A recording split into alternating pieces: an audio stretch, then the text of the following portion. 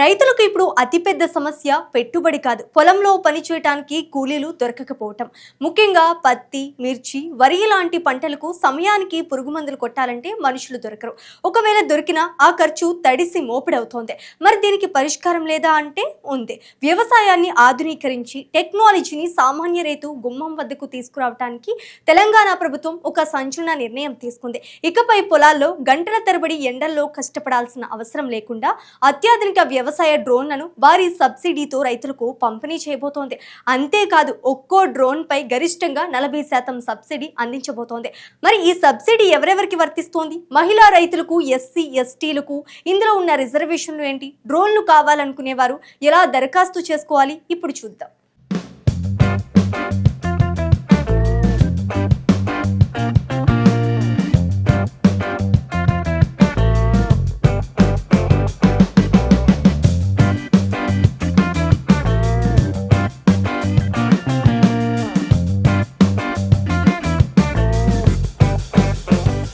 మన రాష్ట్రంలో చాలా మంది రైతులు వ్యవసాయ యంత్రాలు అనగానే కేవలం ట్రాక్టర్లు, హార్వెస్టర్లు మాత్రమే అనుకుంటారు. కానీ ఇప్పుడు కాలం మారింది. ఆకాశం నుంచి సెకండ్ల వ్యవధిలో ఎకరాల కొద్దీ పొలానికి మందు కొట్టే డ్రోన్ టెక్నాలజీ వచ్చేసింది. అయితే ఈ డ్రోన్ల ధరలు లక్షల్లో ఉండటం వల్ల సామాన్య రైతులు వీటిని కొనుగోలు చేయలేకపోతున్నారు.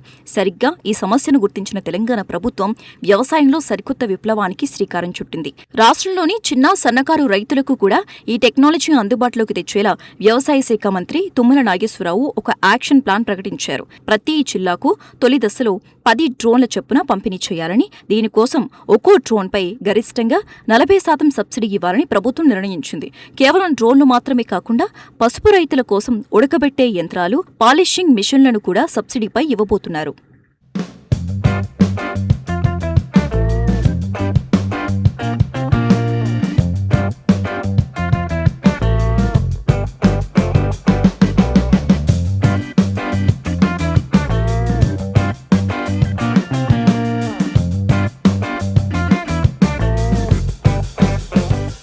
సాధారణంగా ఒక అగ్రికల్చర్ డ్రోన్ కొనాలంటే దాని సామర్థ్యాన్ని బట్టి 8 నుంచి 10 లక్షల రూపాయల వరకు ఖర్చవుతుంది. కానీ తెలంగాణ ప్రభుత్వం ఈ పథకం కింద 40% సబ్సిడీ లేదా గరిష్టంగా 4 లక్షల వరకు ఆర్థిక సాయాన్ని నేరుగా అందిస్తోంది.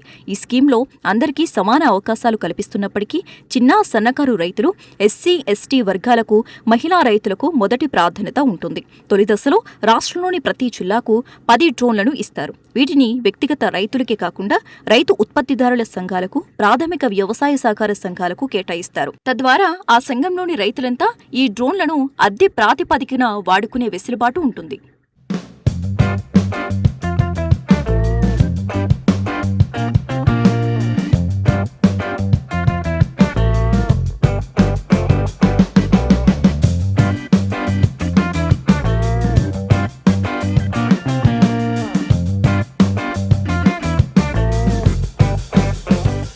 డ్రోన్లను వాడటం వల్ల రైతుల కష్టాలు ఎలా తీరుతాయో వ్యవసాయ మంత్రి స్పష్టంగా వివరించారు.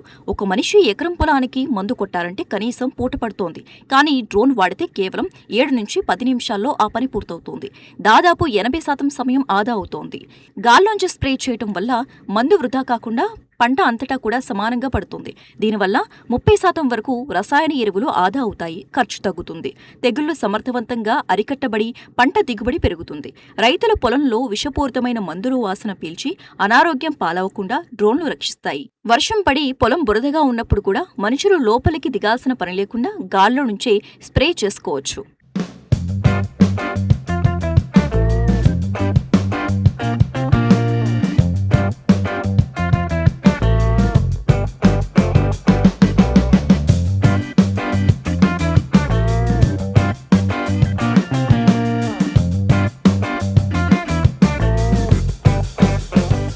కేవలం డ్రోన్లు మాత్రమే కాకుండా పసుపు రైతుల కోసం పసుపు ఉడకపెట్టే బాయిలర్లు, పాలిషింగ్ చేసే యంత్రాలను, అలాగే పొడవైన చెట్ల నుంచి గెరలు కొయ్యటానికి ఉపయోగపడే టెలిస్కోపిక్ హార్వెస్టింగ్ పోల్స్ ను కూడా ప్రభుత్వం సబ్సిడీపై అందిస్తోంది.